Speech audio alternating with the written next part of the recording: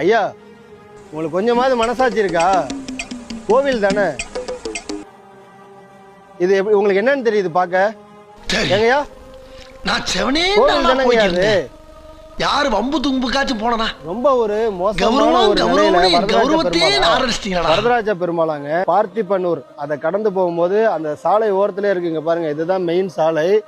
எவ்வளவு ஒரு மோசமான நிலையில இந்த கோவில் இருக்கு பாருங்க. எப்ப வேணாலும் இடிஞ்சு விழுற ஒரு நிலையில அந்த கோவிலோ அதனுடைய கதவு எப்படி இருக்கு பாருங்களேன்.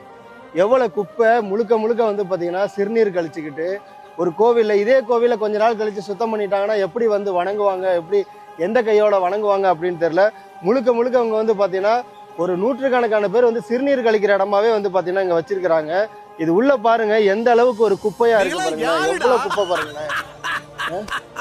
பாருங்க கொஞ்சம் கூட ஒரு இதுவே இல்லைங்க.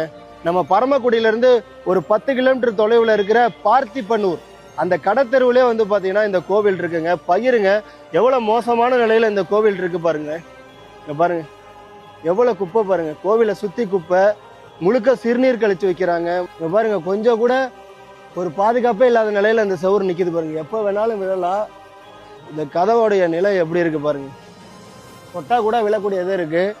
இந்த இடத்துல போயிட்டு இப்படி கோவில் கூட நினைக்காம சிதிலமடைஞ்சிருக்கிறதுனால இப்படி சிறுநீர் கழிக்கிறத நினைச்சா அவ்வளோ மனசுக்கு வருத்தமா இருக்கு.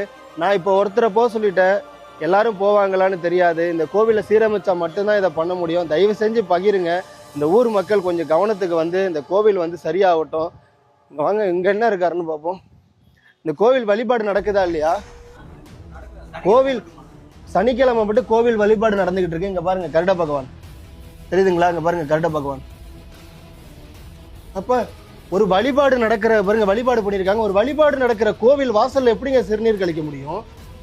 அவ்வளவு மோசமான நிலையில அந்த மக்கள் இருக்காங்க. என்ன பொழப்பு இது?